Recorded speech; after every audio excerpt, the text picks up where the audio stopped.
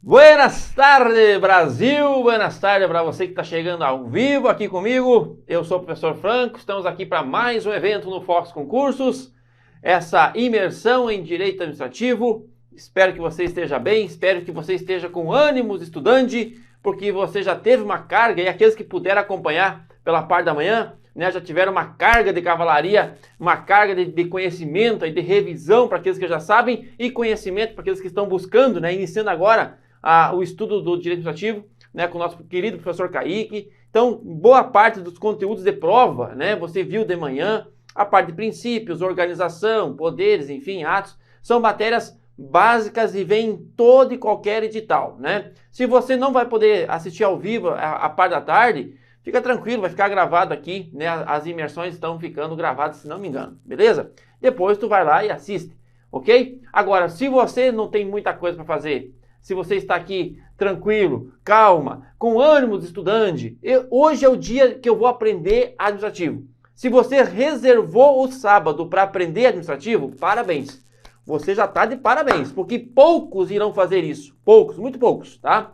E aí você decidiu que hoje é o dia, né? Uma parte da manhã com o professor, a outra parte da tarde com outro professor, para não ficar cansativo, né, para todo mundo. Então você, a partir do sabadão, começa a ter uma noção geral do administrativo, não é? Então, se você não é nosso aluno ainda, não é nosso assinante, vem para cá, venha estudar conosco, né? Venha estudar Direito Administrativo, Constitucional, enfim, comigo aqui, com os professores, e eu tenho certeza que nós podemos te ajudar, tá? O canal do Fox está crescendo, estamos aí com mais de 800 mil, né? Com rumo a 1 milhão. Então, deixa o teu like e também pode deixar aí a tua inscrição, porque aqui tem aula boa. Pode vir para cá, tá? Pode se inscrever, pode acionar o sininho, porque quando sobe o sininho, quando sobe a aula do Fox, eu garanto que é aula boa, ok? Beleza? Uma boa tarde para você e nós vamos ficar aqui juntos a partir de agora falando, né, de direito administrativo. Beleza? Deixa eu cumprimentar você aqui, ó. Boa noite, Serjão. Boa noite, Daniela, Érica, Ana Paula. Isso aí, hoje é o dia de aprender essa matéria. Hoje é o dia de tirar a zica, né? Tirar esse ranço do coração e aprender direito administrativo. Boa parte, repito, boa parte daquilo que você necessita, precisa ter como base para fins de prova, o professor Kaique trabalhou de manhã, ok? É a parte essencial, é o núcleo duro do administrativo. Agora à tarde eu vou trabalhar alguns tópicos um pouco menos relevantes para fins de provas, ok? A controle e responsabilidade cai também muito em prova, serviço público em alguns editais, e eu vou trabalhar ao final dois assuntos muito pouco trabalhados. Por quê? Porque são poucos os editais que trazem, né, bens e intervenção do Estado. Se o seu concurso é um concurso municipal, muito provavelmente vai cair intervenção do Estado, vai cair bens, né? Um concurso aí mais da área administrativa, vai cair bens, serviços, ok? Então, nenhum assunto é descartável, obviamente. Agora, tem aqueles que são mais cobrados. Esses nós trabalhamos aí com o professor Kaique de manhã, tá bom? Mas se você quer aprender, ter uma noção geral da matéria, fique aqui comigo que a partir de agora o bicho vai pegar. Dentro do canal do Fox, que nós já estamos em 800k, rumo aos nosso 1 milhão. Então te inscreve aqui, deixa teu like e vão tocar a vida, tá? Eu sou o professor Franco, já falei para você. Caso você não me conheça, vai lá no arroba, isso aqui é um arroba, tá? Ó, arroba proflfranco, lá no Instagram, tá? Vai lá, eu coloco lá algumas dicas, enfim, né? Tô tentando voltar ativa aí na rede social, não tá fácil, mas volta e meia eu respondo vocês por lá também. Então, arroba proflfranco, lá no Instagram, tá bom? Joia? Bom, o primeiro assunto que nós vamos trabalhar a partir de agora é exatamente controle. Controle, pessoal, é uma matéria fenomenal, é uma matéria que tem uma ligação muito íntima com o constitucional, né? Você precisa conhecer o constitucional, e aí eu vou trabalhar sempre alguns esqueminhas, né? Algumas situações que eu sempre coloco aqui para você entender um pouco mais a matéria. Vamos lá. Quando você estuda controle da ADM pública, tu tem que saber primeiro que existem 3 poderes, tá? Existe o poder executivo, existe o poder legislativo e existe o poder judiciário. Ponto. Então, nós temos 3 poderes estruturantes, né, que estão lá no Estado. 3 poderes estruturantes. Concorda comigo? Esses são os poderes do Estado. Muito bem. Cada um deles pode se autocontrolar. Ora, se cada um deles pode se autocontrolar, então eu quero dizer que eles podem exercer o princípio da tutela e, exercendo o princípio da tutela, se autocontrolam. E aí eu estou diante do controle interno. Veja que o controle interno, ele existe em todos os poderes. Mas como o teu estudo é em cima do controle da ADM pública, é em cima do controle da ADM pública, então quer dizer que o controle estudado vai ser um controle do executivo. Por quê, Franco? Porque quando você fala controle da ADM pública, é como se você estivesse falando o controle do executivo. Então, quando você fala controle interno, o controle interno do executivo, entendeu? Basicamente, eu vou ter 2 controles internos, 2 controles externos e um controle interno. Por quê? Porque esse controle, quando ele é usado, ele é interno. Não entendi, Franco, por que ele é interno? Ora, porque ele vai ser aplicado no âmbito do próprio executivo. E nós temos outros 2 poderes que vão exercer o controle externo. Tá vendo aqui, controle externo. É óbvio que quando o poder legislativo ele controla o executivo, ele está fazendo o controle externo. É quando o judiciário controla o executivo, ele está fazendo o controle externo. Entendeu? Então, olha que interessante. Tipicamente, o poder legislativo exerce o controle externo da ADM pública. Então, esse controle externo feito pelo legislativo, ele é um controle típico. Por quê? Porque está dentro de uma das funções típicas do legislativo. Ok? Olha que interessante. Então, nós temos 2 controles externos e um controle interno quando feito pelo próprio executivo. Entendi. Aí eu vou para alguns tópicos importantes. Por exemplo, tu já sabe que o controle feito pelo executivo, no próprio executivo, é o controle interno, ok? Ok. Aí nós temos que esse controle interno, ele pode ser de legalidade ou de mérito. Ou seja, o próprio prefeito, olhando aquele documento, fala assim, não, peraí, não é conveniente, não é oportuno, eu não vou assinar, não vou publicar esse documento. Esse é um controle de mérito, percebe? Ou feito, publicado, dado eficácia ao ato, havendo a sua devida publicação, o prefeito pode simplesmente olhar, não, eu vou retirar de circulação esse ato, eu vou revogá-lo. Ou seja, há um controle ali, um controle interno, entendeu? Esse controle, repito, pode ser um controle de legalidade ou um controle de mérito, porque é um ato praticado pelo próprio executivo, né? Esse controle, ele pode ser no que tange ao momento, quando que ele vai acontecer? No momento. Olha, ele pode ser prévio, né? Ele pode ser junto com o ato, concomitante, que nós chamamos, né? Concomitante, ou a posteriori, né? Ou posterior. Não tem nenhum patamar, pode ser antes, depois, durante, enfim. Prévio, concomitante ou posterior, tá? Esse controle feito pelo executivo, ele pode ser de ofício, ou seja, o próprio executivo, sem ninguém pedir, pode ir lá e fazer o controle, e deve fazer isso, né? Ou a requerimento, ou a pedido, né? Pode haver um pedido externo de qualquer cidadão, e obviamente pode desembocar num controle feito pelo próprio executivo, no executivo. Tá vendo aqui, Então é um controle de legalidade, é um controle feito de forma prévia, concomitante ou posterior ao ato, não é? Ele é um controle feito de ofício ou a pedido, ok? Esse controle, então, ele vai ter lá as suas possibilidades de todas as esferas. E, basicamente, quem vai exercer esse controle, né, vai exercer com base no que eu chamo de princípio da autotutela, que é o órgão fiscalizando o próprio órgão, né?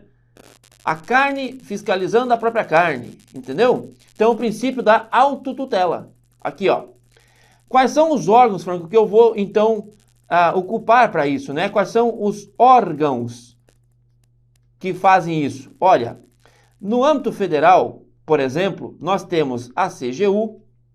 No âmbito dos estados, nós temos as CGEs, né? Ou seja, a CAGE, CGE, enfim, muda muito o nome no estado. E no âmbito interno, nos municípios, nós temos o controle interno.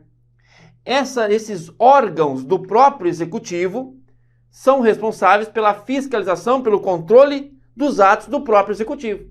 A CGU é a maior de todas, é o órgão que é o centro, né, o cérebro de todo o sistema de controle do Poder Executivo Federal, tá? Beleza? Então, obviamente que se o executivo controla o próprio executivo, ele está diante de um controle interno, de ofício ou a pedido, de mérito ou de legalidade, prévio, concomitante e posterior, feito pelos seus órgãos. Cara, é isso que tem que saber. Ponto, é isso.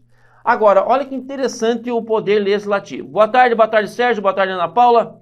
Cairá no INSS? Vamos orar que caia, né? Tudo pode cair no INSS. Boa tarde, Laís, né? Érica, enfim. Boa tarde todo mundo que está assistindo ao vivo. Bom dia, boa noite para quem vai assistir depois. Muito bem. Poder Legislativo. Como que funciona o controle do Legislativo? Ele tem um controle típico, um controle direto, né? Político, e um controle também feito a posteriori, né? Em regra.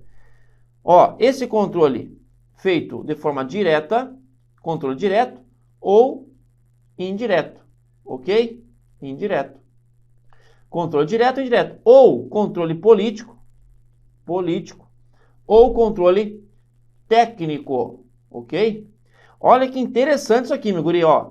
São dois tipos de controle dentro do próprio do legislativo. Dentro do próprio legislativo, são dois tipos de controle.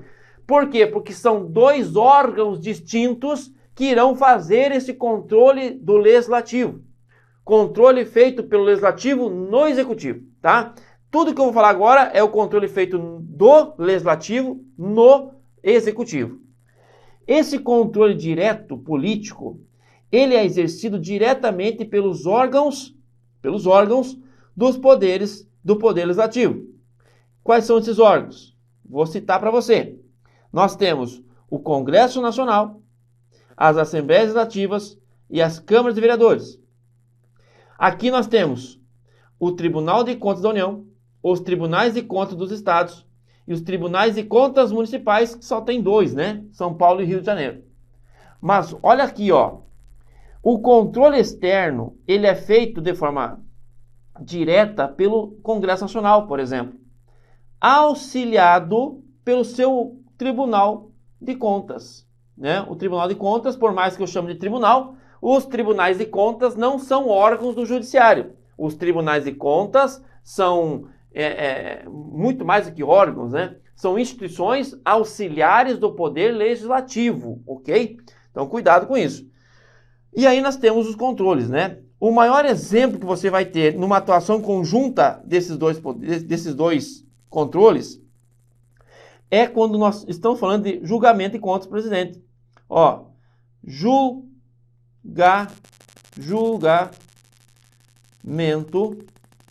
das contas do presidente da República. O maior erro que você pode cometer num dia de prova é afirmar que as contas do presidente da República serão julgadas pelo TCU. Esse é o maior erro que o candidato comete. Eu sei que no senso comum parece correto. O Tribunal de Contas da União julga as contas do presidente. Mas veja, não pode um chefe de um poder ter essas contas julgadas por um órgão. Tem que ser por um outro poder, entendeu? Então o Congresso Nacional julga as contas do presidente. É assim que funciona. Então como que funciona o julgamento das contas do presidente? Bom, primeiramente nós temos a atuação feita pelo Tribunal de Contas. Então o TCU vai dar um parecer prévio, né? Esse parecer prévio, ele não é vinculativo, inclusive. Ele é um parecer técnico, né? Pela aprovação ou não das contas. E o Congresso Nacional, esse sim, esse vai julgar as contas, né? Então, quem julga as contas do presidente não é o TCU. Quem julga as contas do presidente é o Congresso Nacional. E assim você vai repicando até chegar na Câmara. Quem é que julga as contas do governador? O Tribunal de Contas do Estado? Negativo. O Tribunal de Contas do Estado dá parecer técnico e quem vai julgar as contas do governador é a Assembleia. Quem é que julga as contas do prefeito? É o Tribunal de Contas do Estado, do município? Não. Os tribunais de contas dão pareceres e quem vai julgar as contas do prefeito é a Câmara de Vereadores. Entendeu? Então, muito cuidado com essas fórmulas, né? De tipos de controle, porque cai bastante. Tá joia? Muito bem. E aí nós vamos para o último controle, né? Que é o controle do judiciário. Esse controle aqui é fenomenal. Por quê? Porque esse controle, ele só pode ser de legalidade. Legalidade, tá? Esse controle, em regra, é posterior. Em regra, é posterior. Porém, ele pode ser, né, antes ou durante. Não tem problema. Pode ser antes ou durante, tá? Agora, em regra, ele é posterior. Se perguntar assim, em regra, o controle feito pelo judiciário, ele é antes, ele é anterior ou posterior? Ele é posterior, em regra. Primeiro se pratica o ato, depois se busca a anulação no judiciário, né? Agora, atenção redobrada para esse detalhe. O controle judicial só pode ser de legalidade, tá? Ele até pode ser antes ou depois, mas ele é de legalidade. E vou mais longe, ele só pode ser a pedido. A pedido, ou seja, provocado. Provocado, entendeu? A pedido ou provocado. Joia? Beleza, Franco. Como que eu faço, então? Quais são as ações que eu possa provocar, então, a atuação do judiciário? Porque se tu está falando para mim que tem que ser provocado, quais são as ações? Eu vou te dar algumas aqui, muito bem conhecidas, né?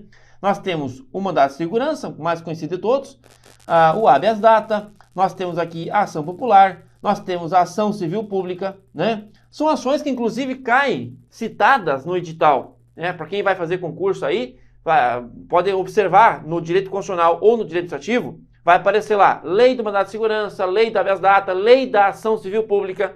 Por quê? Porque são matérias, são assuntos que estão dentro do controle, né? Tu tem que conhecer um pouco mais dessas ações para entender o controle feito do judiciário no executivo. Tá joia? E aí, moçada, com isso nós fechamos essa parte mais teórica, resumidinha. Eu tenho certeza que agora você consegue resolver questões, né? E eu separei para todo o nosso encontro de hoje duas questões por assunto, sendo questões da FGV e da FCC, tá? Eu sei que o professor trabalhou muito questões do CESP hoje de manhã, e eu trabalhei um pouco mais questões FCC e FGV, tá? Que hoje são as mais aí, vão despontar nos tribunais, vão pegar concurso do executivo, né? Judiciário executivo pode ter certeza que vai ser FCC e FGV, não tem como fugir delas. Então vamos trabalhar, vamos conhecer como que essas bancas cobram o assunto controle nas provas. Vamos lá. Seguinte, questão de número 1. Banca FCC, e ela diz assim, ó.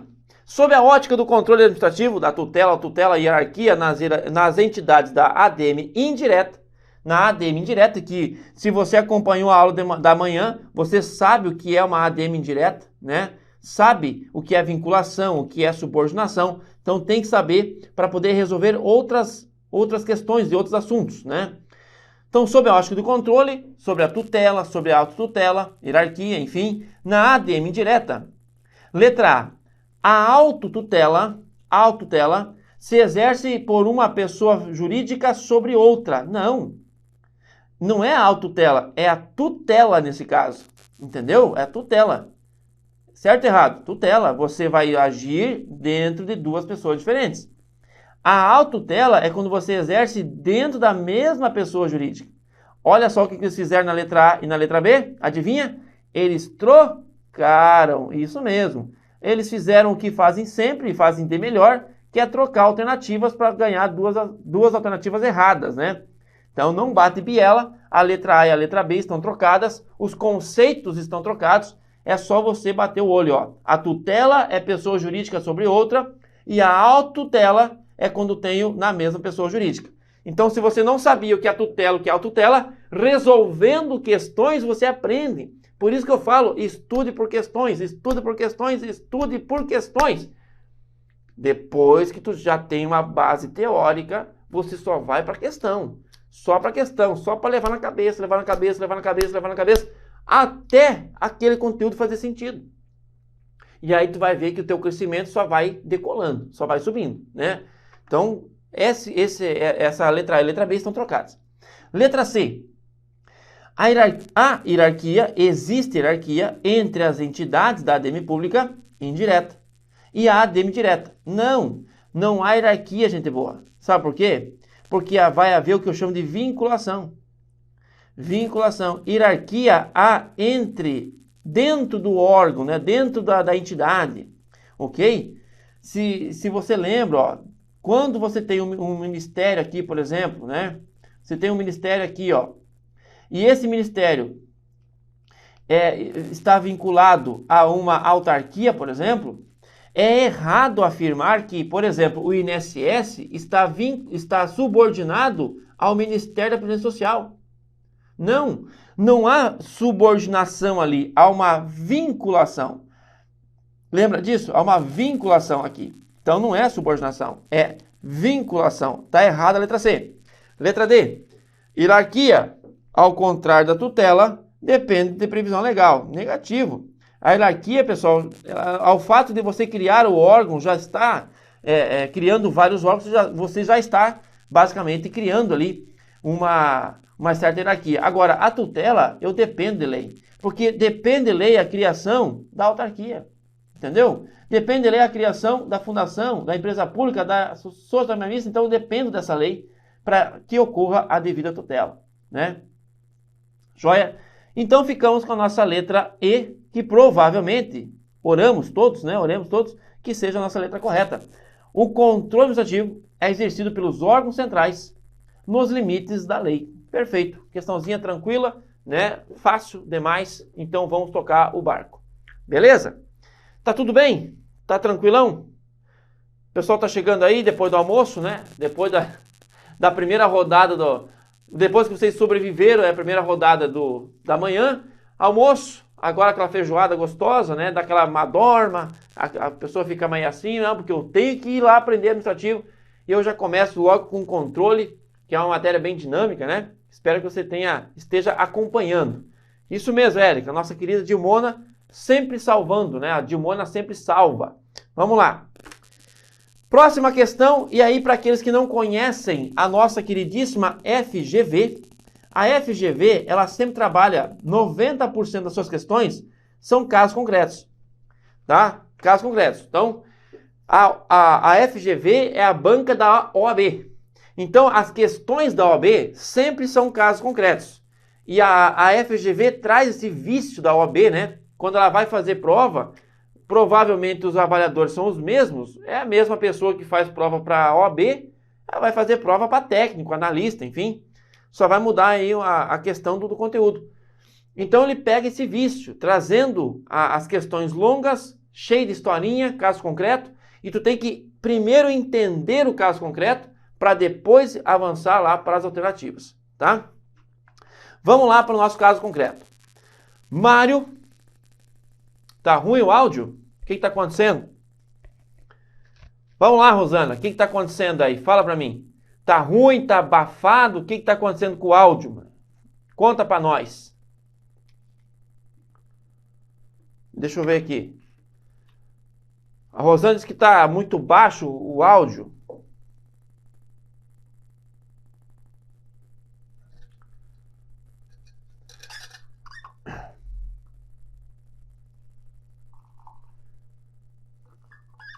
Melhorou, Rosana?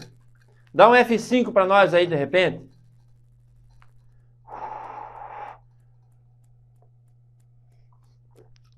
Ruído? Ué? Dá um F5 aí, Rosana. De repente é alguma coisa aí da nossa transmissão, mas já está recuperado.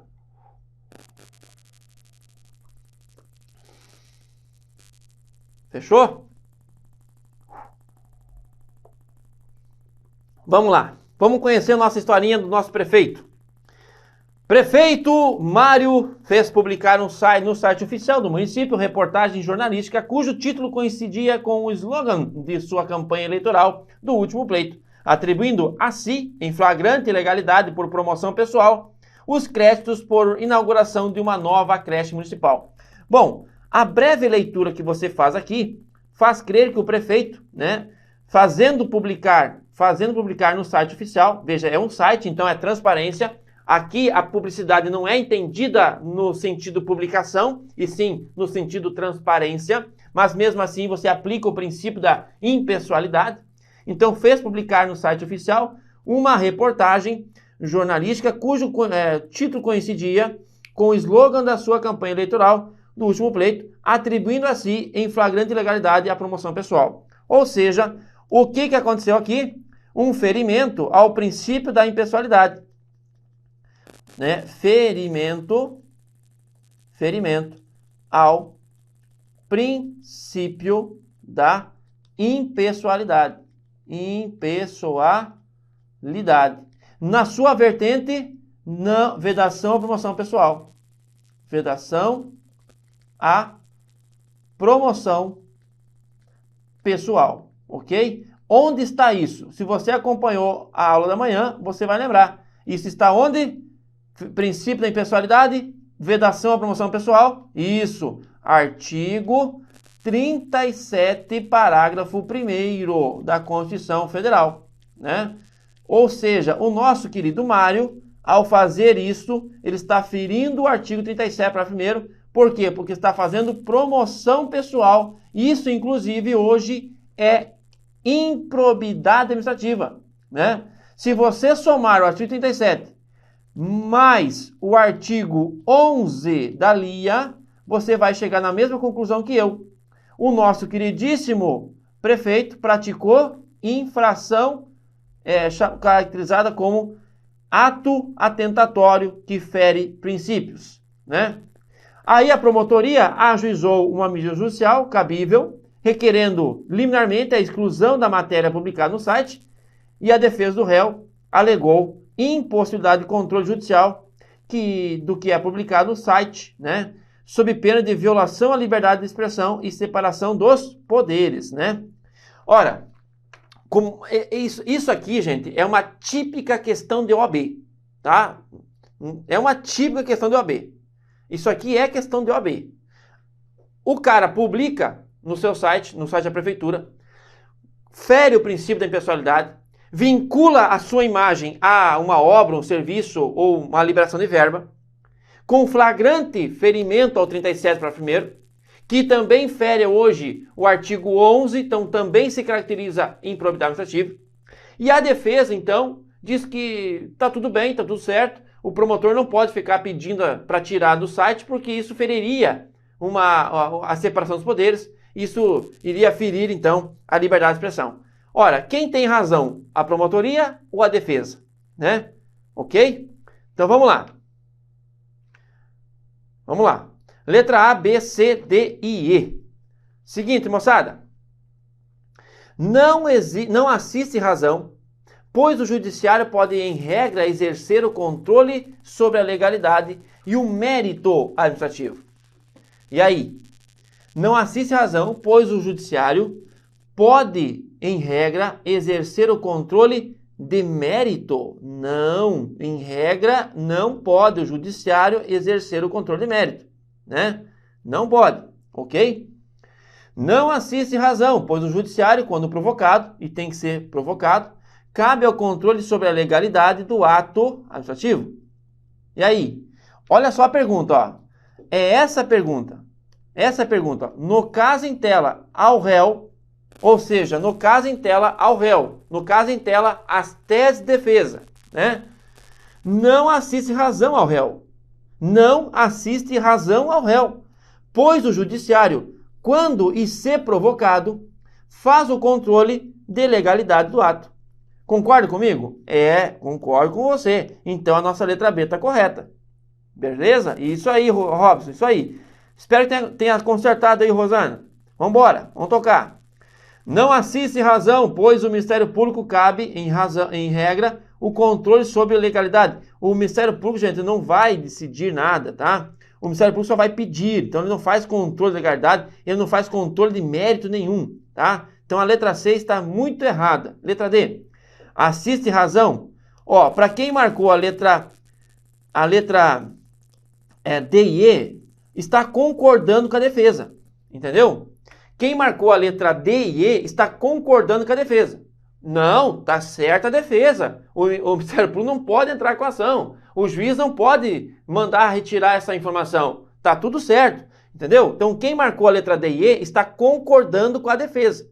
E na verdade a defesa não tem razão. Quem tem razão é o Ministério Público, nesse caso. Pois o judiciário deve, em regra, interferir no mérito. Pelo amor de Deus. Não, o judiciário não interfere no mérito, em regra, tá? O judiciário não pode interferir, em regra, na legalidade? Pode sim. O judiciário pode e deve interferir quando o assunto é vício de legalidade. Então veja que a letra D e a letra E estão absolutamente erradas e tudo que você já viu comigo na teoria, você conseguiu aplicar aqui nas questões. Não tem erro, moçada. É só sentar a bunda na cadeira, assistir alguma carga horária teórica, porque você precisa dessa carga horária teórica, e depois é questões. Errou 10 de 10, não tem problema. Continue fazendo. Eu preciso que você faça a questão, entendeu? Até chegar o momento que tu olha aquela questão assim, tu resolve em 3 segundos, né? Porque tu já viu tanto aquele assunto, tu já viu tanto aquela pegadinha, que tu olha assim, meu Deus, cara, o cara que falta de imaginação, de novo a mesma questão. Vai acontecer isso em todas as matérias, todas, desde que você siga o caminho, tá? Joia? Vamos lá então, espero que a Rosana tenha consertado, o Robson marcou a letra B, e vamos tocar o barco aqui, é a letra B de fato, né? Agora vem um assunto fenomenal que eu gosto bastante, que é responsabilidade civil do Estado. Responsabilidade civil do Estado. Ó, é 1h38. Nós temos, eu quero ver se eu consigo adiantar muita coisa aqui até as 2h30, né, 14h30. Depois temos um intervalinho, né, e depois voltamos para até as 16 horas. Moçada, para aqueles que já tiveram essa aula comigo, completa na matriz, vão relembrar alguns assuntos, alguns aspectos agora. Para aqueles que nunca viram o assunto responsabilidade civil do Estado, vão entender com a linha do tempo, né? Vão entender toda a lógica desta matéria. Então vamos lá. São 3 teorias, tá? São 3 grandes teorias. Boa tarde, minha Udmeia, né? Uma boa tarde para você aí. São 3 grandes teorias que nós temos para explicar a responsabilidade civil do Estado. Vamos lá. A primeira teoria, a segunda teoria. A primeira teoria e a segunda teoria. Quais são os marcos temporais? Quais são os marcos temporais? Código Civil de 2002 e Constituição Federal de 46. Tá? Eu gosto de deixar muito bem em destaque isso aqui, porque, veja, a primeira mudança ocorreu por um Código Civil que não está mais em vigor. Meu Deus, coloquei 2002 aqui, gente. Ainda bem que eu vi. É o Código de 2016, tá? 1916. Meu Deus. Deve ser falta de chimarrão. 1916. Tá? E depois a Constituição de 46. Por que eu falo isso? Porque nós temos aqui no final, ó, a presença da nossa Constituição Federal, que está em vigor, né? Por que eu estou citando ela? Porque ela não inaugura nada, ela não traz nada, ela não implementa nada. A Constituição de 88 não implementou a nossa teoria objetiva. Ela simplesmente abraçou a teoria e ampliou a teoria. Mas não foi ela que implementou a teoria. Porque isso é muito comum. Questões de prova, eles vão afirmar assim para você. Candidato e candidata. com a promulgação da Constituição de 88, implementou-se no Brasil a teoria objetiva de responsabilidade do Estado. Certo ou errado? Errado. Muito errado. Ok? Ah, que coisa, né? Mas faz parte. Faz parte. Vamos lá.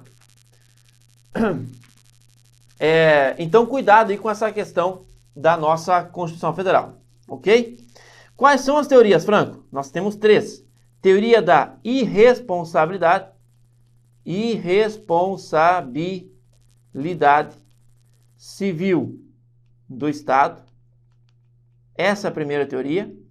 A segunda teoria é a teoria da responsabilidade subjetiva. E a terceira teoria é a teoria da responsabilidade objetiva. Ok? Essas são as teorias. Teorias da irresponsabilidade civil, da responsabilidade subjetiva e da responsabilidade objetiva. Olha só que interessante isso aqui, ó. Presta atenção. Tá? Não vai dar tempo de nós trabalharmos todos os detalhes, mas eu vou passar uma noção geral de cada uma delas. Ok? Vamos lá. É o seguinte. A teoria da responsabilidade, da irresponsabilidade, tem como base o princípio da inerrância. Princípio da inerrância, tá? Por quê? Porque lá pelo princípio da inerrância, o rei não erra. Princípio da inerrância, o rei não erra. Então não teria como responsabilizar o rei, que representa o Estado, pela teoria da irresponsabilidade civil do Estado, ok? Agora, não é porque nós já trocamos de teoria que eu não vou aplicar a teoria hoje. Eu ainda aplico. Ainda se aplica hoje, hein? Cuidado, ainda se aplica. Quando que eu vou aplicar, Franco?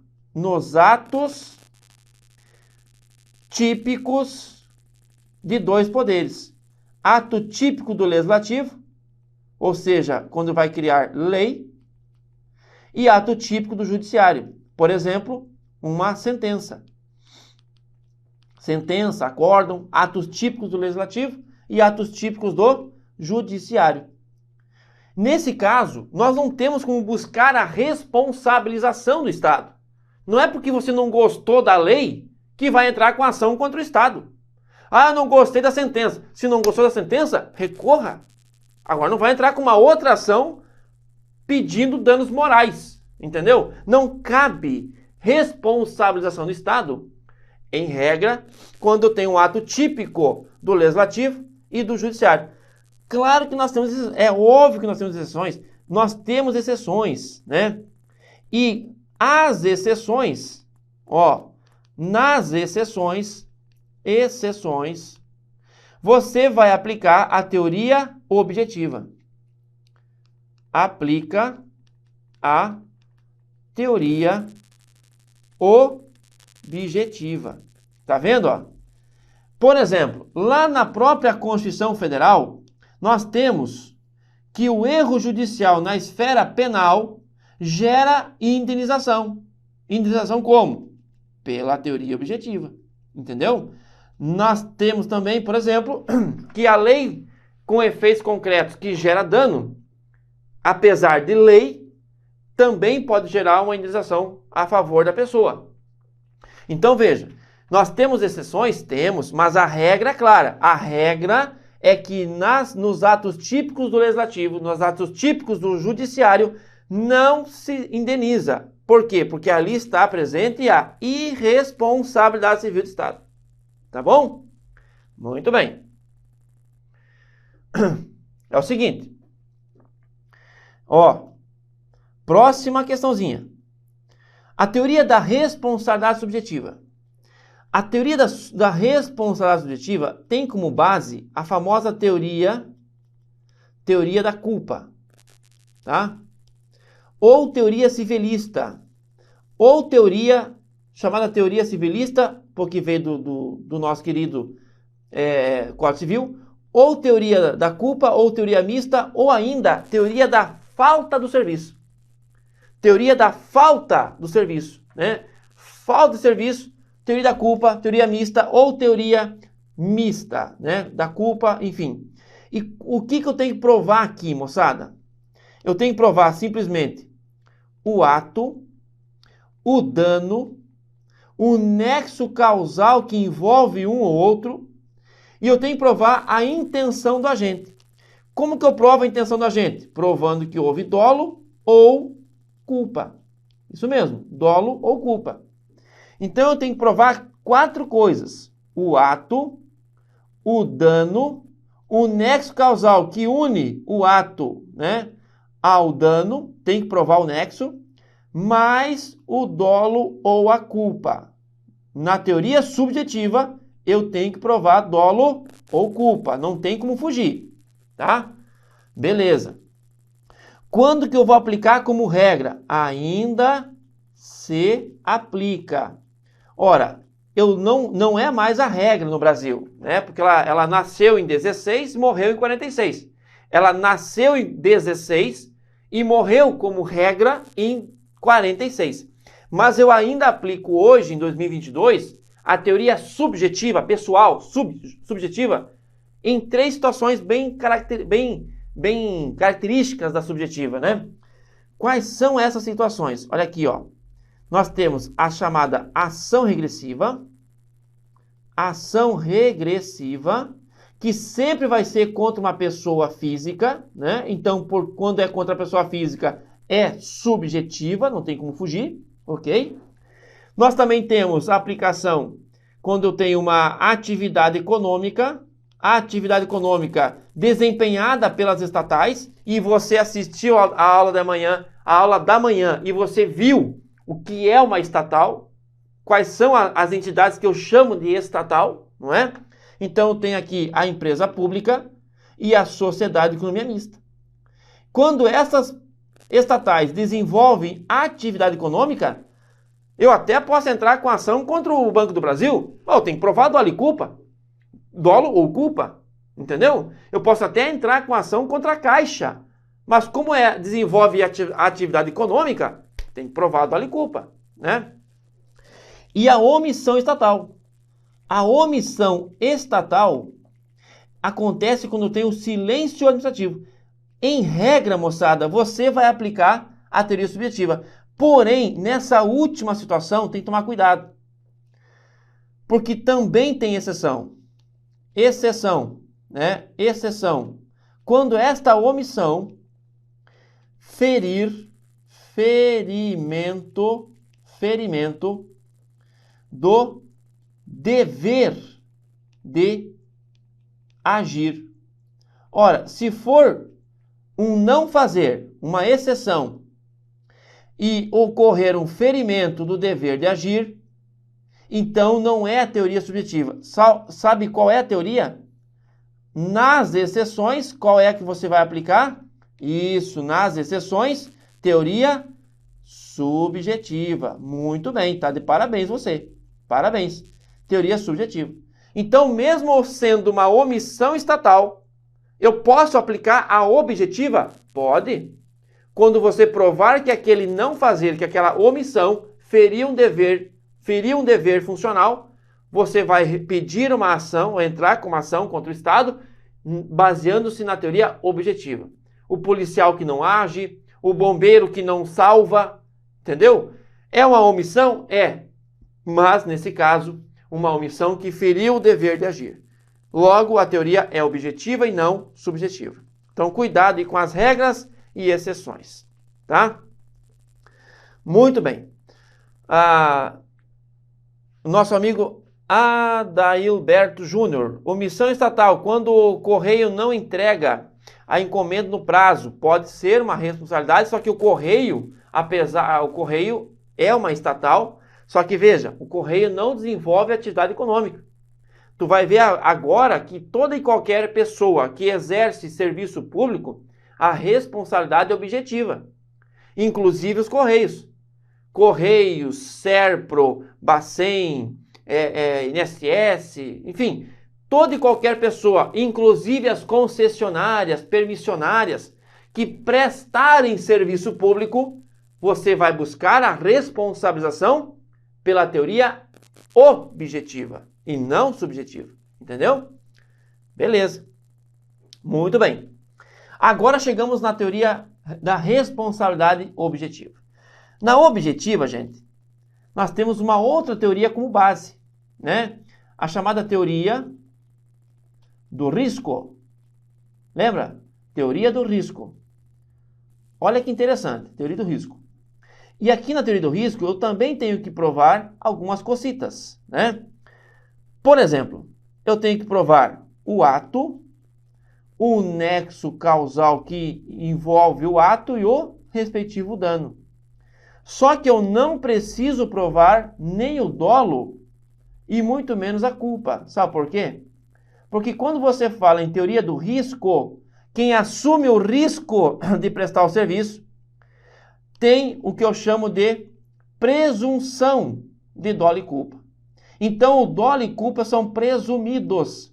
Logo, eu não preciso provar dolo e culpa quando o assunto é teoria objetiva. O que eu preciso provar? O ato, o nexo causal que une o ato ao dano e só. Fechou? É isso. Não precisa provar dolo e culpa. Vou até mudar o X aqui para um X mais vermelho para você ter certeza que não pode. Não precisa, tá? Beleza? Muito bem. Vamos lá. Seguindo. Ainda se aplica, sim. A teoria do risco aqui, moçada, adotada no Brasil, é a chamada teoria do risco administrativo. Tá? A teoria do risco administrativo. Essa é a teoria que aceita excludentes. Teoria que aceita excludentes. Excludentes. Joia. Beleza, Fran, já entendi. A teoria do risco que o Brasil adotou é a teoria do risco administrativo. Essa é a teoria adotada pela Constituição Federal, né? Aquela teoria que aceita excludentes. Joia? Olha, deixa eu apagar aqui. Ó, muito bem. Teoria que aceita excludentes. Essa é a teoria que o Brasil adota. Como regra, tá? E quais são as excludentes que você vai anotar aí agora? Aquela situação que, quando acontece, exclui a responsabilidade do Estado. Caso fortuito, ou chamado também força maior, né? São, alguns trabalham como sinônimo, outros não. Então, caso fortuito ou força maior, né? Acontecimento da natureza. Culpa exclusiva da vítima. Culpa exclusiva da vítima. E o chamado fato de terceiro. Muito cuidado com as observações agora, hein? Presta atenção. Culpa tem que ser exclusiva para ser excludente. A culpa tem que ser exclusiva da vítima para ser excludente. Porque se não for culpa exclusiva, ela vai atenuar. Se for culpa concorrente, eu vou atenuar a responsabilidade. Mas se for culpa exclusiva da vítima, logo o Estado não vai indenizar. Por quê? Porque não foi culpa do Estado, entendeu? Então, culpa exclusiva da vítima. E atenção para o fato terceiro. Por quê? Porque não se aplica, não cabe, quando eu tenho alguém ou alguma coisa sob custódia, tá? Não cabe sob custódia.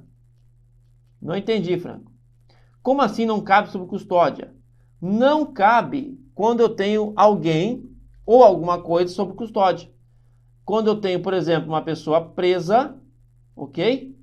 Ou eu tenho um veículo, ó, um veículo, isso aqui é um veículo, tá? Preso. Se você prender o Tício, ele está sob custódia. Se você apreender o veículo, ele está sob custódia. Logo, tudo aquilo, todo aquele ou aquilo que estiver sob custódia não se aplica a fato terceiro.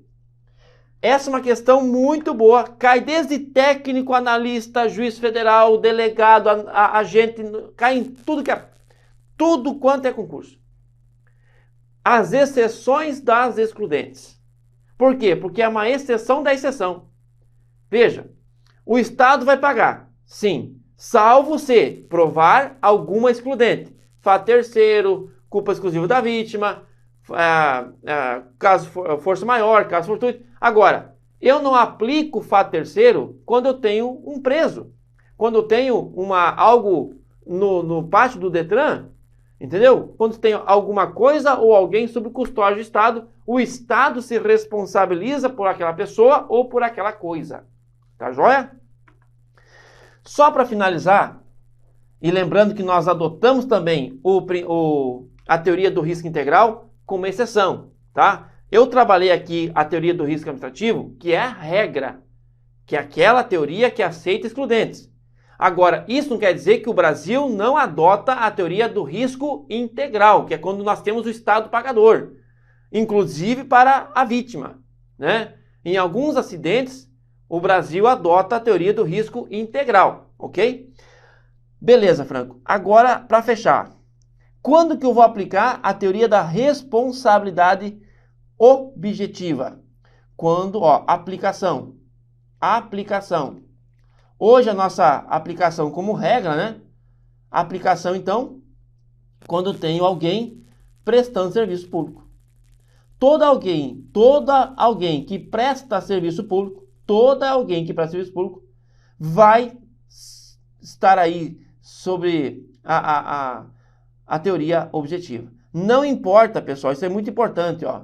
Não importa se é um órgão, tá? Não importa se é uma entidade que está prestando serviço, não importa se é uma concessionária, permissionária ou autorizatária, todo mundo que prestar serviço público à sociedade vai responder de forma objetiva. Ah, mas a concessionária é uma empresa privada. Não interessa. Não interessa. A empresa privada que assina um contrato para prestar um serviço público, ela vai responder pela teoria objetiva. Porque ela assumiu o risco de errar. Tá? Beleza. Essas são as 3 teorias. E eu acho que você tem, claro, uma boa base aí para responder as perguntas, tá? Não é só isso, tem um monte de detalhe, mas não é o objetivo hoje, né? De você conhecer os detalhes, né? Porque o nosso tempo é escasso. Mas é uma noção geral de cada item, né?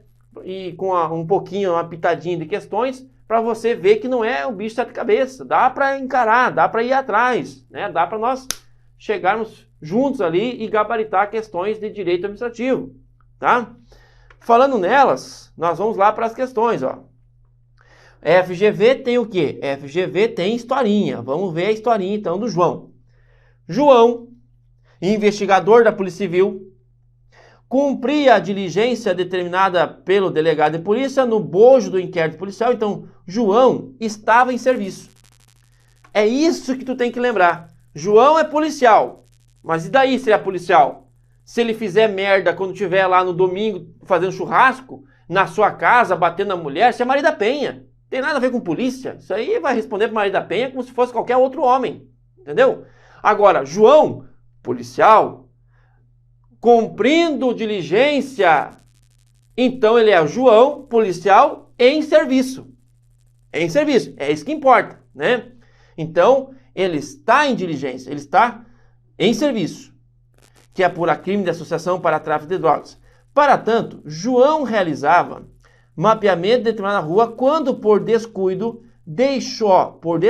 olha aqui, ó, deixou sua arma cair no chão, causando um disparo, atingiu a perna Maria, moradora da comunidade. Após receber alta no hospital, onde foi atendida, Maria procurou a Defensoria Pública do Estado e ajuizou uma ação, né? Bom, vamos lá. Olha aqui, ó.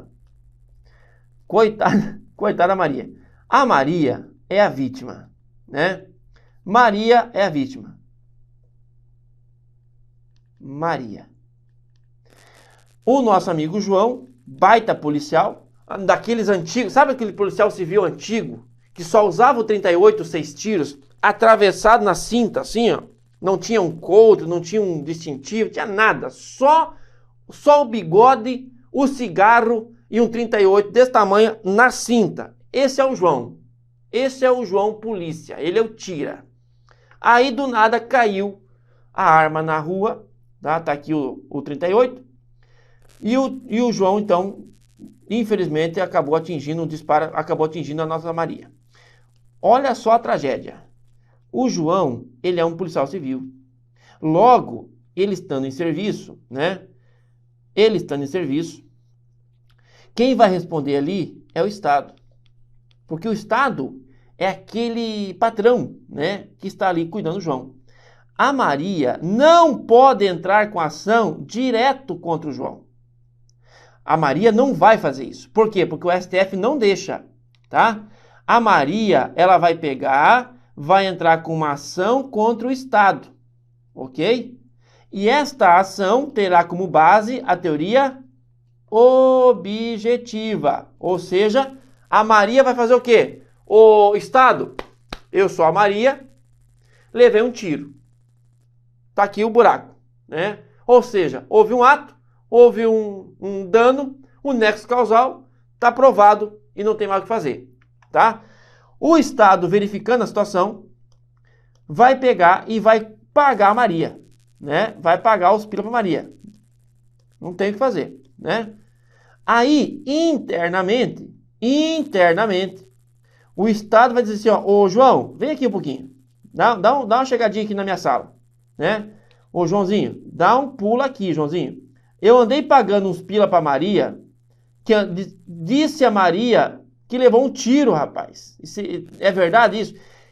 Veja, se o João tiver culpa, o João, através da teoria subjetiva, porque agora a teoria é subjetiva.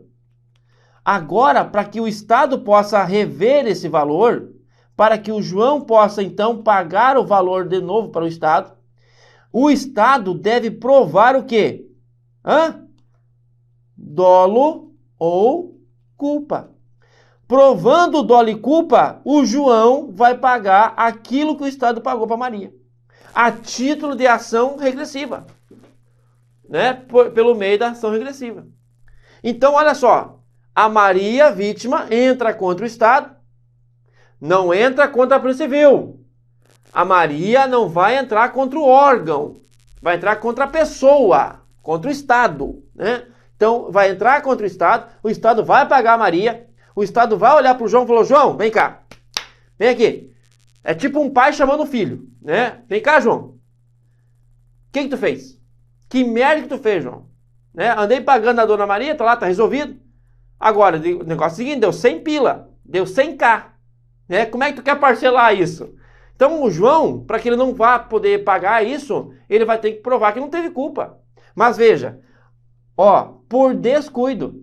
Opa, aqui está a culpa do João, né? Por descuido. Entendeu? Negligência, imperícia, culpa, né? Então tá aí a historinha da nossa. E essa é a ideia que o STF defende, tá? Essa é a sistemática que o Supremo quer. Se o teu concurso é um concurso de procuradoria, um concurso de nível STJ, STF, aí pode até cair o que a doutrina quer, o que o STJ quer, mas outros concursos mais normais vão exigir apenas e tão somente o conhecimento do STF, que é o que eu acabei de desenhar para você, tá? Muito bem. Olha lá. Primeira questão importante, você já sabe que o João é polícia, e aí a pergunta veio, ó, em face. Maria procurou a defensoria e ajuizou a ação em face. Se você não é do ramo do direito, tu já morre aqui. Que porcaria do em face é esse? O que é isso, cara? Ou seja, a Maria vai entrar com ação contra o Estado. Contra o Estado alfa, tá? Então a primeira coisa que tu vai ter que buscar lá não é em face de João, cara. Não é contra o João. Não é contra o João. Não é contra o órgão. É contra o Estado, meu amigo. Então, se você sabe disso, você já mata A, B, C. Só em saber o que é o tal do em face.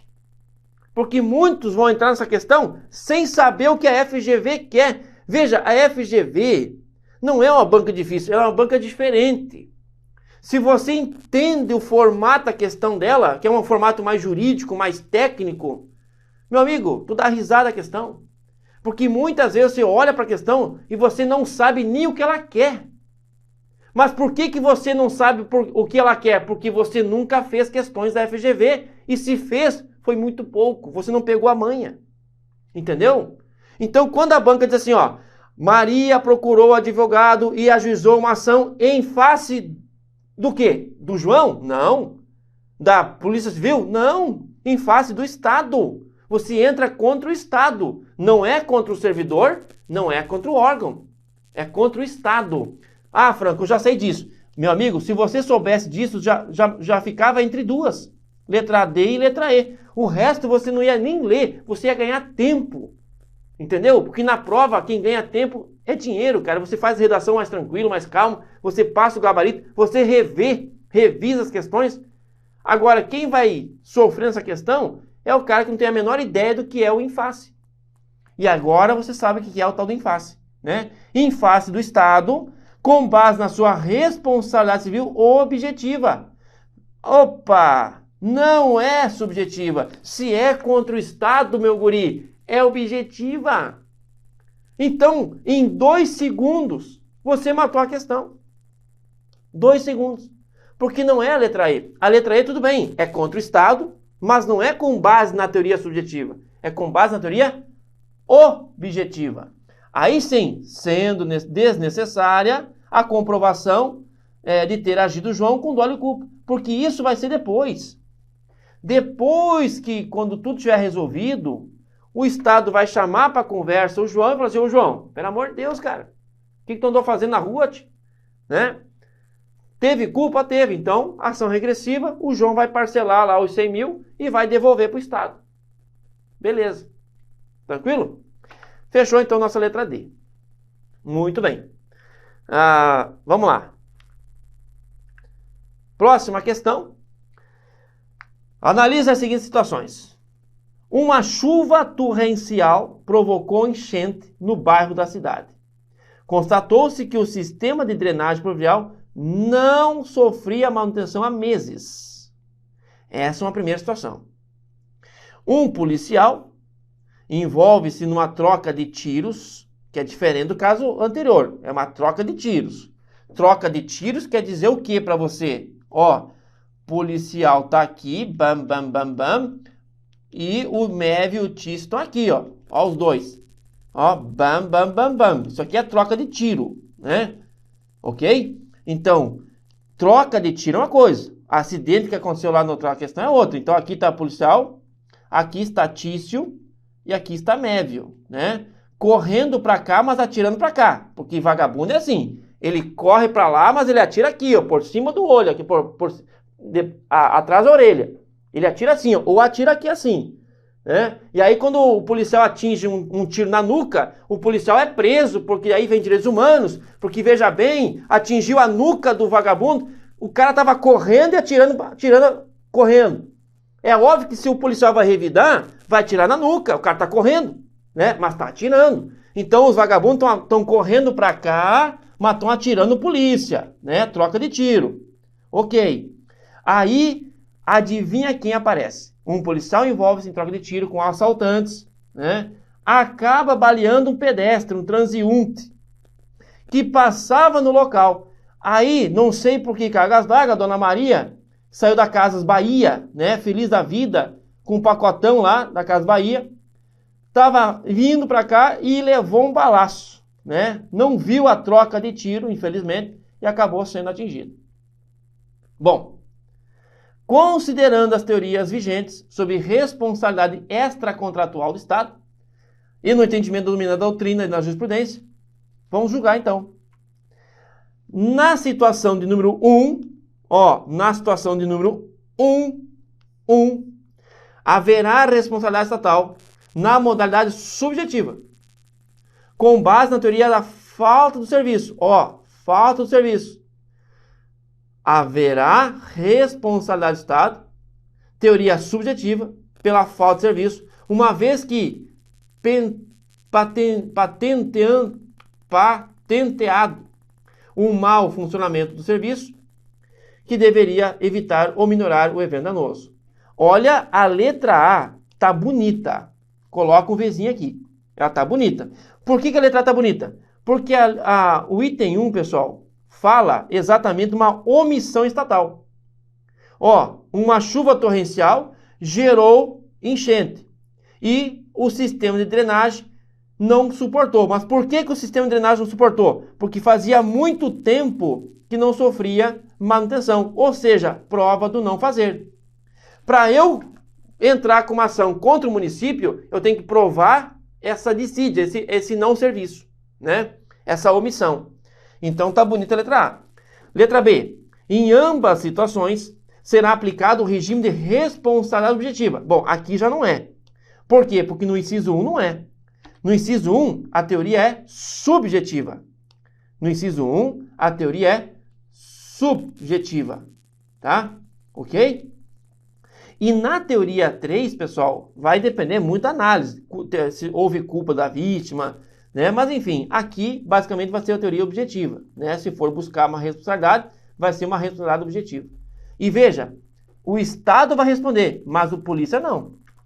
Polícia não. O Estado vai responder. Veja que em momento nenhum a questão diz que o polícia atirou de forma direta na transeunte. A troca de tiro dele era com o assaltante. A transeunte que estava no mundo da lua passou na frente. O que eu posso fazer? Né? Acontece. Então, haverá indenização para essa família? Claro que sim. Mas não vai haver pagamento do polícia para o Estado. O Estado vai arcar com esse prejuízo. Tá? Essa é a diferença. Entendeu? Então, vamos lá. Então, na letra B, já está errado. Por quê? Porque o número 1 não é objetiva. Na situação 1, na situação de número 1, que é a falta do serviço, o ente estatal não será responsabilizado por se trata de situação de força maior, não imputável à atuação do poder público. Veja, força maior, choveu, beleza, chuva torrencial. Mas, cara, se eu provar que não estava sendo feita manutenção, olha que interessante, o bueiro pode até transbordar, mas a questão não é evitar a enchente. A questão é minorar os efeitos. E nem isso o bueiro aguentou. Nem isso a prefeitura deu, né, para o cidadão. Então, sim, o Estado vai responder. A letra C está errada, o Estado vai responder. Em ambas situações, a teoria é subjetiva. Não, aí não dá. Veja aqui, mais uma vez, mostrar para você aqui, quando eles misturam as duas, não dá, a questão está errada. Por quê? Porque uma é subjetiva e a outra é objetiva. Tá? As duas estão perfeitas aqui, mas uma é objetiva e a outra é subjetiva. Então está errada a letra D. E letra E, na situação 2, na situação de número 2, situação 2, o ente estatal não será responsabilizado, pois o nexo causal decorreu do comportamento terceiro. No caso, o assaltante. Veja, aqui, pessoal, o Estado vai responder sim. O Estado vai responder. Quem não vai responder é o servidor. Porque para o servidor responder, nós temos que provar que ele agiu com culpa, com dolo. E, na verdade, ele não agiu. Ele estava no exercício da sua função. No devido cumprimento do dever legal. Combatendo o crime. Né? E aí, obviamente, que quem combate o crime no ambiente urbano vai ter vítimas civis, faz parte. Temos que minorar, o Estado vai indenizar? Com certeza, o Estado vai indenizar, mas o policial não vai sofrer nenhuma penalidade, tá? Joia? Então, ficamos, de fato, com a letra A. A letra A é a nossa resposta correta. Muito bem. Deixa eu só responder vocês aqui. Vou colocar o celular aqui. Vou tomar meu chazinho. E agora chegou a hora de responder vocês. Nós batemos 2 principais assuntos. Porque na escala Richter, nós temos controle e responsabilidade com os mais cobrados. Depois, serviços. E depois, lá no final da escala, bens e intervenção do Estado. Tá? Esses dois aqui nós trabalhamos, né, com uma certa calma, porque são muito cobrados em prova, fora aqueles primeiros assuntos que vocês viram de manhã. Isso aí, parabéns, Robson, letra A, isso aí mesmo. Vamos lá. A missão estatal, quando o correio, eu já falei a questão do correio, é o prestador de serviço, então a teoria é objetiva, tá? Valeu, Roseli. Obrigado, Roseli. Vamos juntos. Valeu, Érica. Wagner. É isso aí. Prof, dá para explicar de novo sobre a omissão estatal? Não entendi essa exceção. A omissão estatal, Rosana, em regra, ela vai ser aplicada ali a subjetiva. Essa é a regra. Agora, quando, por exemplo, o policial, vendo o assalto, não age, ele está ferindo o dever de agir. É uma omissão estatal? É. Mas a teoria é objetiva. Tu viu que a teoria é objetiva, não é subjetiva. Tá? Então, se o bombeiro não saltar no mar para salvar, então ali está uma omissão estatal. Mas como há um ferimento ao dever funcional, a teoria não é subjetiva, a teoria é objetiva. Tá bom?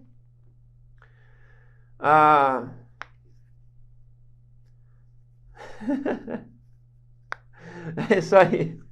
Aí, Lô, os meus desenhos, né, vão ter que ser patenteados. Pensa num guri que sabe desenhar. Quem é servidor 7/7, está me ajudando a resolver muitas questões. Isso aí, parabéns, Érica. A dica é nossa, né? Se funciona para você, então estou muito feliz. Vamos lá. Quem mais? Agora é hora de tirar dúvida, hein, moçada? Aconteceu aqui na cidade, né? Uma perseguição, aí ela acabou morrendo. Infelizmente, pessoal, infelizmente, né? Acontece. Não, eu que já passei pelo exército, eu já passei pela polícia, nós recebemos uma carga de treinamento muito grande, né? Muito forte. Essas operações de GLO, de Garantia da Lei da Ordem, que são operações urbanas, treinamentos intensos para poder separar, né, o joio do trigo, né? Não é fácil, não é fácil. Operações de favela é complicado, cara. Até porque muitas vezes a sociedade lá, a comunidade não é a favor da polícia e faz de tudo para complicar. Então, assim, ó, é difícil, não é fácil não a vida da polícia. E quando acontece, todo mundo fica triste, né? Ninguém sai de casa para sair e dar um tiro numa mulher, né? Num cidadão de bem, num trabalhador. Não é? Isso não tem fundamento, mas acontece, infelizmente.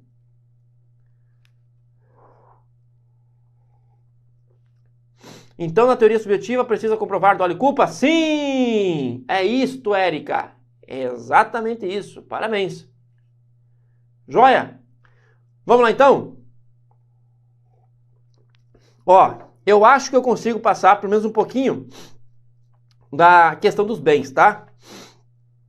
Vamos ver. Bens. Deixa eu só conversar um pouquinho com vocês sobre bens. Moçada, bens públicos, a base dos bens públicos está no Código Civil, tá? A base legal de bens públicos está no Código Civil de 2002, ok? Por mais que seja um assunto de direito administrativo, mas a base está lá no direito civil. Então, mesmo que o servidor não esteja em serviço, um exemplo de férias e o policial em período de férias não ter uma ação ainda assim é considerado uma omissão estatal? Se ele é policial, sim. Nesse caso, ele precisa agir, né? Ele é policial 24 horas por dia e o policial, como tal, ele deve sim sempre prender em flagrante ou, pelo menos, tentar, né, combater o crime. Vamos lá. Vamos lá. Bens. O assunto bens. Moçada, bens, o que importa para nós são as definições, tá? O que é um bem é tido como dominical, de uso comum e assim por diante. Ó, chamado bem de uso comum. Bem de uso comum. Bem de uso especial. E o chamado bem dominical, ou dominiciais. Dominiciais. dominical ou dominiciais, tá? Ok? Que material, Alessandra? Esse material vai ficar disponível? O material já mandei para vocês, eu acho que já está aí, né, na mão de vocês aí. Eu acho que o material já está na mão de vocês. Eu mandei ontem, o pessoal já... Geralmente o Fox já disponibiliza logo para vocês, tá? Mas, enfim, se não tiver, depois pede pro pessoal e o pessoal manda para ti. Bom, vamos lá. O uso comum, uso especial e o tal do bens dominical, dominiciais. Sabendo isso, você sabe bens, né? Basicamente é o que mais cai em prova quando o assunto é bens, tá? Saber essa classificação aqui. Bens de uso comum. Aqui, moçada, o bem tem uma finalidade, ó, tem uma finalidade pública, ok? Ou seja, é um bem afetado, tá? E como exemplo desse bem, nós temos vários. Por exemplo, praças, né? Praças, ruas, rios, né? Ou seja, são bens públicos de uso comum. Praças, ruas, rios, enfim, são bens aí que o povo como um todo usa, né? São bens afetados a uma determinada finalidade pública. Joia. O bem de uso especial também é afetado. Também tem uma finalidade. Finalidade pública. Concorda comigo? Então também está afetado. Também está afetado. Qual é o exemplo mais cobrado? Por exemplo, VTRs, né, da polícia, prédios públicos, né, né, a exemplo, o Paço Municipal, né, o prédio onde funciona a prefeitura, né, prédios públicos, bens, a questão dos equipamentos, né, equipamentos públicos, dos policiais, enfim. Então veja, o bem público de uso especial não é para qualquer um. São bens destinados à finalidade do Estado. São bens públicos, porém, são aqueles bens do Estado para que o Estado possa usar. É a viatura da polícia, é o prédio da prefeitura, é o mobiliário da Câmara dos Vereadores, entendeu? Então veja, ninguém pode, não é bem assim você, comum do povo, querer entrar num carro da polícia e sair dirigindo. Não é um bem de uso comum, como um banco de praça, né? É um bem público de uso especial, tá? Com uma finalidade específica, para prestar o serviço público, por exemplo, ok? Obrigado, pessoal do Fox aqui, ó, já deixou o link direto do material, tá? O pessoal tá ligado, tá assistindo a aula, olha que maravilha. Joia? Vamos lá. E aí nós temos os bens dominicais ou dominiciais. Veja, aqui não tem finalidade alguma. Não tem finalidade pública específica. Não tem finalidade pública específica. Ou seja, é um bem chamado desafetado. E para que serve esse bem? Para juntar ao patrimônio, ao acervo público. Ora, esses bens dominicais, eles podem ser alienados, podem ser vendidos para serem transformados em pecúnia. É como se fosse o meu carro, o teu carro, a nossa moto, enfim. É como se fosse o nosso terreno, que quando você precisar de dinheiro, você vai lá e vende. Ora, o Estado também tem bens assim. Pega lá um bem público, não deixa nenhuma finalidade, ou seja, desafetado, e se precisar transformar em dinheiro, pega e vende.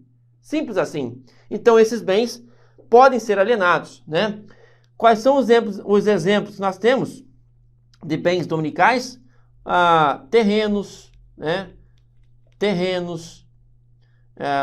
Por exemplo, móveis, né? Móveis inservíveis, né? Inservíveis, são todos leiloados depois, enfim, vai tudo embora, né? Depois você vai lá e vende e transforma tudo em pecúnia.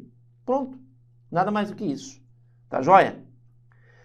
Muito bem, dito isso, olha que interessante, é bem tranquilo a questão de bens, tá? Não esquenta a cabeça. se você entendeu que existem bens afetados, chamados comuns, de uso comum, bens afetados, de uso especial, e bens desafetados, chamados dominicais, você mata qualquer questão. Quer ver? Ó? Questão FGV.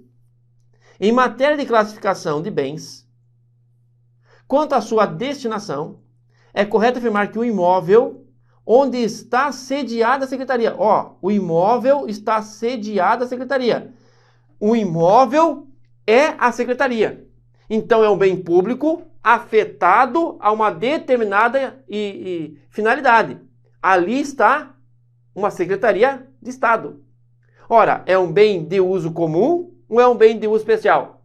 É um bem público de uso especial, né? Então, veja, não é de uso comum, é de uso especial e não é dominical, tá? Por quê? Porque esse imóvel está sendo usado pela secretaria. Não está simplesmente lá no acervo sem finalidade alguma, né? Então, você corta a letra A, corta a letra C. É um bem de uso especial, ok? É um bem afetado? É um bem afetado, né? É um bem desafetado? Não, é um bem afetado. Então, já cortamos a letra E. Veja que em uma mera análise, sendo que você já conhece o que é a afetação, o que é a desafetação, quais são os bens de uso comum, especial e dominical, só sabendo isso, você já corta três alternativas, né? Pelo menos. Ó, será que é a nossa letra B? Vamos ver. Você chegou na conclusão que esse imóvel, que onde tem a Secretaria de Estado, é um bem de uso especial. Concorda comigo? É um bem de uso especial. Por quê? Porque é usado para a prestação de serviço público pela ADM pública com finalidade pública. Opa! Tá bonita a letra B, hein? Tá bonita a letra B, tá? Olha que coisa linda. Deixa ali um Vzinho, né? Vamos ver a nossa letra D. É um bem afetado? Opa, é um bem afetado, com certeza. É um bem afetado, né? Porque não tem uma destinação pública específica. Meu Deus, se não tem uma destinação específica, então ele é desafetado, não é? Mas como ele tem uma destinação específica, ele é um bem afetado. Ora, se a alternativa está dizendo que não tem, então não é um bem afetado. Logo, a letra D está fora. Olha que interessante. Sem saber muita coisa de bens, você já matou a letra B. A letra B é, de fato, a nossa questão correta, tá? É só você saber. Bens afetados são aqueles bens que têm uma finalidade específica. Podem ser de uso comum, praça, banco de praça, rio, calçada. Ou pode ser de uso especial. Viatura da PM, viatura da guarda, né? O prédio da praça, o prédio da prefeitura, melhor dizendo. Ou seja, eu tenho uma finalidade específica, mas eles estão afetados. O bem que não está afetado é um bem que não tem nenhuma finalidade pública. Eu chamo isso de bem dominical. Eles podem ser tranquilamente alienados. Entendeu? Então, matamos a primeira questão. A segunda questão, parabéns, Christian, isso é mesmo, letra B, beleza. Vamos lá. A outra questão para nós irmos para o intervalo feliz da vida, já fala de concessão de uso. Moçada, quando fala em concessão, tá? Nós vamos falar de concessão, permissão, depois, né, autorização, mas de serviço público. Não confunda concessão de uso de bens com concessão de serviços. Tem nada a ver uma coisa com a outra. Concessão de bens é uma coisa. Concessão de serviços é uma outra coisa. A concessão, por natureza, tem que ter contrato. Então, a única coisa que eu quero que você lembre aqui, ó, tem que ter contrato. Tem contrato. E, ora, se tem contrato, é por prazo certo. Se tem contrato, é por prazo determinado. Não existe contrato, nesse caso, de uso de bens com prazo indeterminado. Tá? Então, a concessão de bens, ela vai ser usada, a concessão de uso, né? Ela vai ser usada para o uso de bens. Não tem nada a ver com serviço. Tem contrato, prazo certo, né? E usado para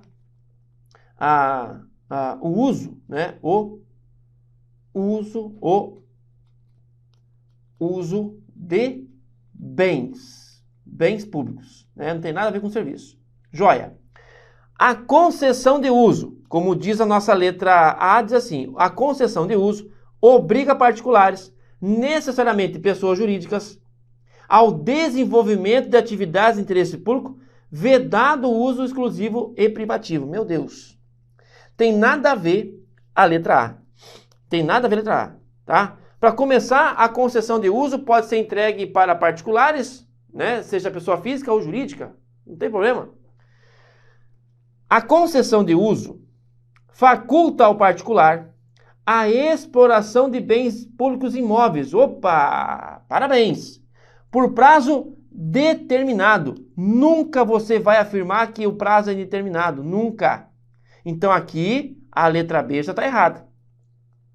Tá errado. Tem que ser um prazo para uso de bem público imóvel, porém com prazo determinado.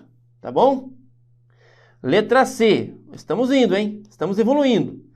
Contrata com o particular a prestação de serviço. Moçada, não, cuidado. Eles vão tentar, mas você vai ser forte na hora. A concessão de uso não tem nada a ver com serviço. A concessão de uso é para bens públicos. Não tem nada a ver com serviço. Então, aguenta que eu sei que você consegue. Não marca a letra C correta, tá? Porque eles vão colocar tudo certinho.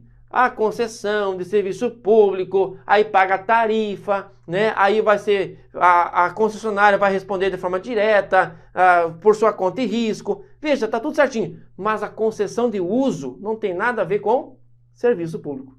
Tem a ver com bens, mas não com serviço. Tá? Bom, outorga ao particular a execução de serviço. Mais uma vez, é só você saber que não entra serviço que você já corta mais uma. A concessão de uso não tem nada a ver com serviço. E veja, nós nem trabalhamos a teoria, eu só estou te falando e você nunca mais vai esquecer. Quando falar em concessão de uso e a resposta for serviço, está errado. Está errado, simples assim, tá? E aí nós vamos para a nossa letra E, que é a nossa resposta correta. Letra E. Confere ao particular, por prazo determinado e via contrato, parabéns, a utilização de bens imóveis, a utilização de bens públicos imóveis, né? Opa! Podendo ser remunerado ou gratuito, sendo remunerado ou gratuito, tudo bem?